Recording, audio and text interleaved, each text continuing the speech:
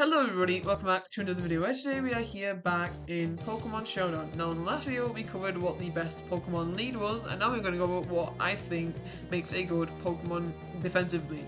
Now, just a thing to note before we start,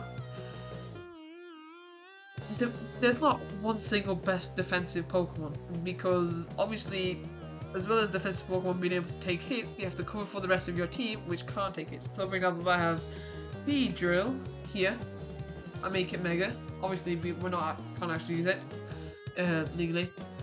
Here, if you look, it has 40 base defense. Now, if I wanted something to cover for it, if I were to use one of the best defensive Pokemon in the OU tier, Heatran. Now, obviously, it has 116 both defensive, that's 90 base HP, which is great for defensive typing, and also it has 2 weaknesses. Well, 3.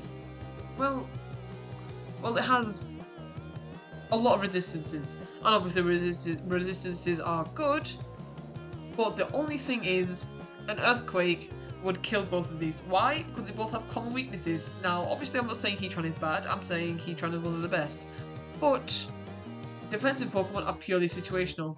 Like for example, Sinistcha. Here, we're giving it more of a defensive set.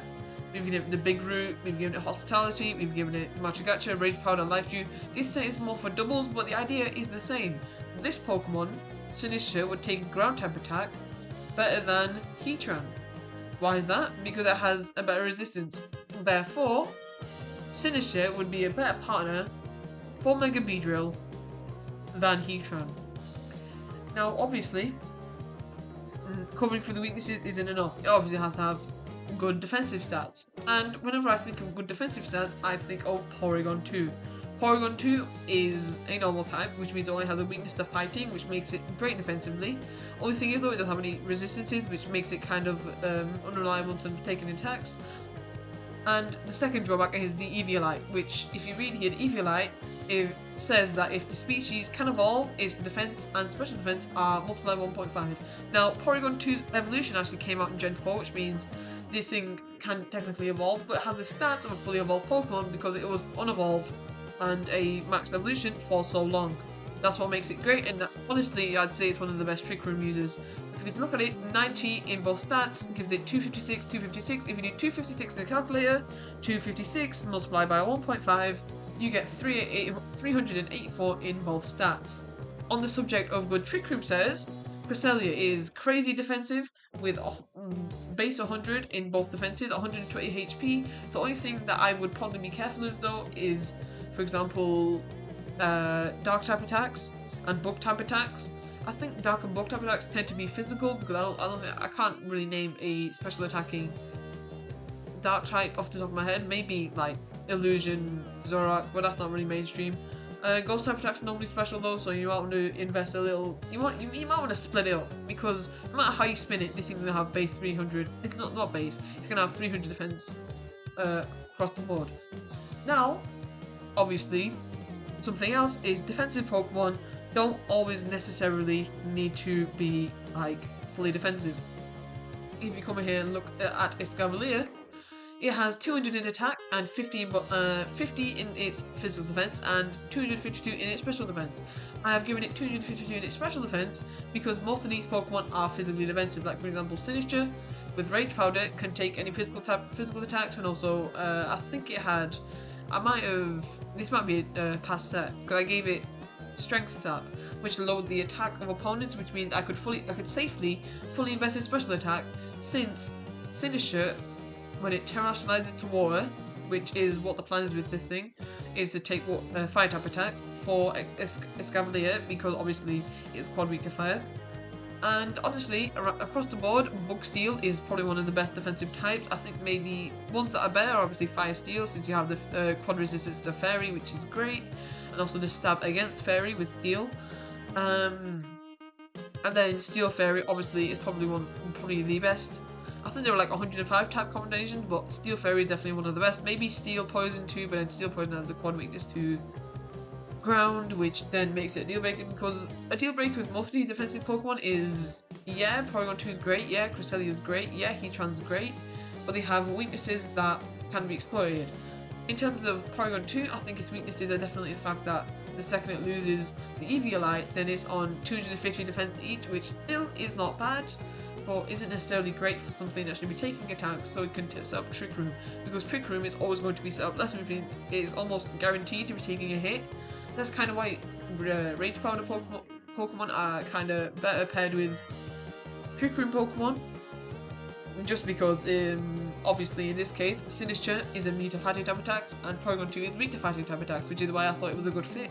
And while Sinistcha is also weak to fire, the Terra Water makes it so that it isn't.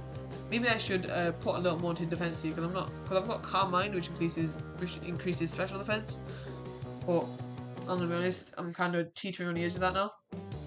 Let's see here. Oh, okay. We can't make a defensive Pokemon video without talking about Incineroar. Now, Incineroar, if you've been keeping up with Wolfie VGC, is what he called the best Pokemon in the game. Now, this is one of the sets I kind of stole off of him, so I think we'll go with one I made myself. Here we are. So it has Parting Shot, Fake Out, Temper Flare, and Earthquake. Temper Flare is more conditional, because just in case maybe Fake Out or Parting Shot doesn't happen, like for example Keen Eye on for example Corviknight. I don't know why you'd want a Parting Shot on Corviknight, it has like base 60 attack, but if it ever comes to that, then it has an ability Keen Eye, which means the stats are lowered, which means the move fails. And obviously Fake Out can be countered by Protect, Fake Out can be countered by it can be countered by a Rage Powder, because Rage Powder acts before Fake Out, which means Fake Out hits last, which means Fake Out is affected by Rage Powder, which means you could redirect Fake Out if you are expecting it.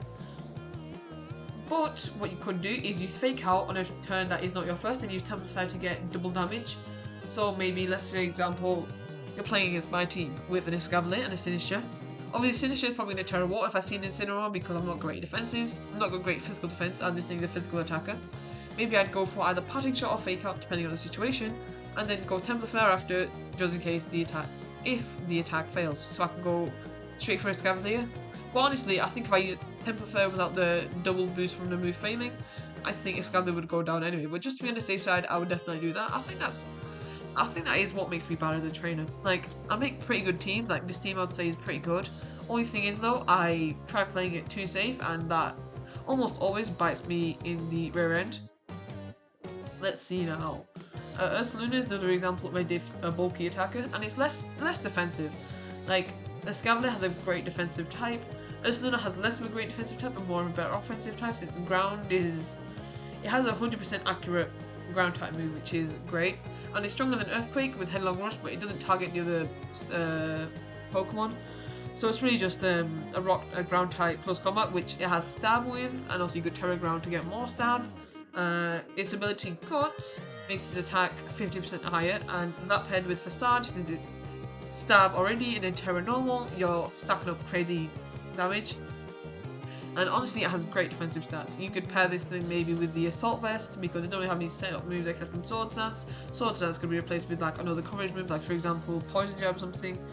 I'm not really sure what moves it gets. Maybe I think it gets. Let's check. Oh yeah, Avalanche. Avalanche. Yeah, you could use that maybe if it's slower, since it has base 30 speed. It's good on Trick Room teams, but if you don't use it on Trick Room, then in the context of maybe coming across a flying type who tries to dodge your ground type attacks, you can use Avalanche to obviously do it. Alternatively, you can use Bulk Up instead of Swords Dance. You can use Body Press in place of Close Combat, because I have base 105 defense. If you maybe increase that more, or maybe you had Iron defense or something, I don't think he gets that, I'm being honest.